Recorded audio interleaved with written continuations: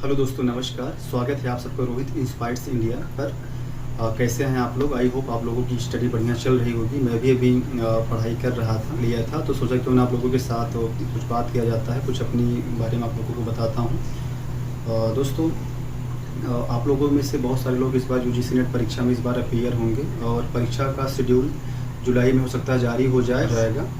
तो दोस्तों, आज मैं बात करता हूं कि क्या अप्रोच होनी चाहिए हमारी इस परीक्षा को उत्तीर्ण करने में। मैंने पहली बार 2020 में इस एग्ज़ाम को दिया था और 2020-2021 लगातार मैंने इस एग्ज़ाम्स को क्लियर किया। तो देखिए, किसी भी एग्ज़ाम्स को उत्तीर्ण करने के लिए सबसे इम्पॉर्टेंट है कि हमें उसके सिलेबस से भली-भांति परिचित होना चाहिए और हमको जो है हमारे पास प्रीवियस ईयर क्वेश्चंस पेपर होने चाहिए। देखिए, परीक्षा कोई भी टफ नहीं होती है, सही अप्रोच मायने रखती है। अगर आप सही अप्रोच के साथ उसको टैकल कर रहे हैं तो आप आराम से ईजिली परीक्षा को उत्तीर्ण कर सकते हैं। और ठीक है, तो हम बात करते हैं कि मैं आप लोगों के साथ अपनी स्ट्रेटजी बताता हूँ कि मैंने क्या स्ट्रेटजी थी, मैंने अपने कैसे इस पर जो है मैंने क्या स्टडी करी थी, और जिससे आप भी जो है इससे निश्चित रूप से इससे आप लोगों को बहुत हेल्प मिलेगी।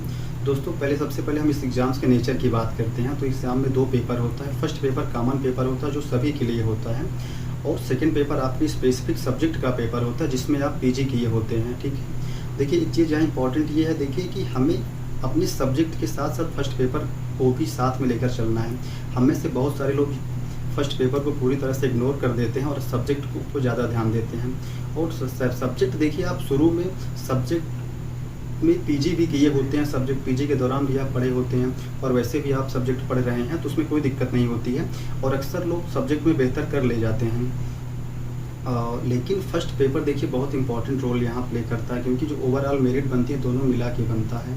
हाँ, ये हो सकता है कि फर्स्ट पेपर थोड़ा सा टफ होता है, तो उसके लिए देखिए आपको कहीं अलग से कोचिंग करने की कोई आवश्यकता नहीं है। मैं देखता हूँ कि यहाँ लोग जो है फर्स्ट पेपर के लिए भी कोचिंग कर लेते हैं। देखिए, मार्केट में बहुत सारे स्टडी मटेरियल की ज़्यादा, उसमें हम लोग को बहुत ज़्यादा किताब की पीछे नहीं पड़ना है फर्स्ट पेपर के लिए। फर्स्ट पेपर में देखिए जैसे टीचिंग एप्टीट्यूड है, रिसर्च एप्टीट्यूड है या कम्युनिकेशन है, तो उसमें थोड़ा सा ये टफ होता है। लेकिन मैंने क्या किया था, मैंने अगर उसमें आपको प्रॉब्लम हो रही है तो आप क्या करिए, यूट्यूब में आप उस टॉपिक को डालिए, ठीक है, और उसमें आपको जो है बहुत सारे एजुकेटर हैं जो फ्री में पढ़ाएं हैं, बहुत बढ़िया से डिस्क्राइब किए हैं। तो आप क्या करिए, उसको पढ़ लीजिए वहाँ से। अगर आपको कुछ इंपॉर्टेंट लग रहा तो उसको आप नोट डाउन करते चलिए।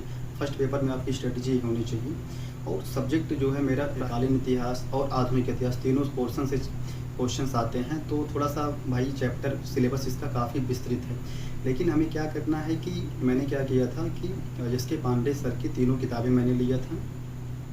उसके बाद उनके क्वेश्चंस पेपर जो हैं यूपीएससी और स्टेट पीएससी का उन्होंने साल निकाला है, तीनों मैंने उसको भी ले लिया था। तो सबसे पहले मैंने किताब पढ़ा था। जब 1-2 बार आप किताब पढ़ लेते हैं तो आपको एक ओवर जो है कहानी आपकी जो है विकसित हो जाती है, आपके माइंड में कहानी बन जाती है। और जब आप क्वेश्चंस पेपर सॉल्व करते हैं तो आपके कॉन्सेप्ट वहाँ से क्लियर हो जाते हैं। तो मेरा ये अप्रोच था। उसके बाद नेट के पिछले जो 10-12 साल के क्वेश्चंस पेपर हैं उसको आप ले लीजिए। एजीपी पब्लिकेशन की आती है और कई सारे राइटर जो भी आप लोगों के पास हो उसको ले लीजिए और टाइम निकाल के उसको भी, उसमें भी आप देखते रहिए कि आप जो पढ़ रहे हैं, ऐसा तो नहीं है कि आप जो आउट ऑफ सिलेबस पढ़ रहे हैं, ये भी आपके पास सही एनालिसिस आप वहीं से हो पाएगा जब आप क्वेश्चन पेपर देखते हैं। ठीक है, ये हो गया। और देखिए एक चीज़ मैं आप लोगों के साथ यहाँ मतलब इस चीज़ पर ज़्यादा मैं जोर दे रहा हूँ कि आप ज़्यादा स्टडी मटेरियल के चक्कर में बिल्कुल मत पढ़िए। ठीक है, कि आप 10 किताबें ले लिए, उसके बाद आप एक बार पढ़ के उसको आप रख दिए, फिर कुछ नहीं हो पाएगा। एक किताब लीजिए, उसको आप प्रयास करिए कि एक किताब लीजिए, उसको 10 बार पढ़िए। ठीक है, यह नियम हर एग्ज़ाम में लागू होता है कि आप वहाँ से अगर कोई क्वेश्चन आता है तो वो गलत ना होने पाए। ठीक है, और देखिए यह परीक्षा ऑनलाइन होती है, तो आप लोग कम से कम वीकली एक मॉक टेस्ट जरूर दीजिए ऑनलाइन। चाहे ग्रेडअप का आप ले लीजिए या टेक्स्ट बुक का आप मॉक टेस्ट ले लीजिए। उसमें आप अगर एक मॉक टेस्ट देते हैं तो सही इवैल्यूएशन आपका वहीं से हो पाता है कि आप वहाँ कितना बेहतर कर रहे हैं। और अभी नॉइज़ में प्रॉब्लम ना हो इसलिए कूलर और पंखा बंद किया हूँ, तो इसलिए पसीना बहुत हो रहा है। थोड़ा सा इसको इग्नोर करिएगा। ठीक है, और ये हो गया। और बीच बीच में आप क्वेश्चन पेपर भी सॉल्व करिए, यही आप फर्स्ट पेपर में भी करते रहिए। ठीक है, इतना अगर आप कर रहे हैं, ठीक है, इतना आप करिए। उसके बाद देखिए, और ऑनलाइन जब ऑनलाइन आप मॉक टेस्ट देंगे तब आपको पता चलेगा कि हमारे किस पोर्शंस में हमारे नंबर कम आ रहे हैं। फिर उसके बाद आप उस टॉपिक को आप जो है यूट्यूब से या कहीं इस किताब से पढ़ना चाहें तो किताब की अगर आप बात करेंगे तो इस समय KVS मदान की किताब मार्केट में खूब सारी चल रही है, कई सारे लोग उसको जो है प्रीफर करते हैं। या रेफ़र भी करते हैं। तो मैं देखिए, मैं सच बताऊँ, मैंने फर्स्ट पेपर के लिए कोई किताब नहीं लिया था। मैं एक भरत सर हैं यूट्यूब पे, उनके वीडियोज़ मैंने देखे थे, और पार्थ एजुकेशन के रोहित सर हैं, उनके भी मैंने कई सारे वीडियोज़ मैंने देखा था, तो काफ़ी मुझे वहाँ से हेल्प मिली थी। देखिए, सबसे इम्पोर्टेंट ये है क्वेश्चंस पेपर सबसे इम्पोर्टेंट है। आप बार-बार क्वेश्चंस पेपर कर रहे हैं, तो निश्चित रूप से आपके वहाँ से कॉन्सेप्ट क्लियर हो जाएँगे।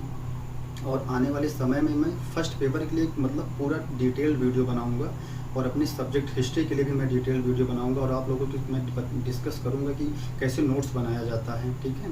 तो जिससे आप लोग अच्छे से उसको जो है समझ सकें। और अगर कहीं भी आप लोगों को कोई दिक्कत होती है, कोई भी क्वेरी हो, तो आप मुझे कमेंट ज़रूर करिए, और मैं कोशिश करूँगा कि मैं आप लोगों को इसमें अपना टेलीग्राम नंबर भी दे दूँगा। अगर कहीं भी आपको क्वेश्चंस पेपर की आवश्यकता होती है, प्रीवियस ईयर क्वेश्चंस पेपर की, या कहीं भी कोई दिक्कत होती है, तो आप तुरंत मुझको बताएँ, मैं उसमें हेल्प करने के लिए तैयार हूँ।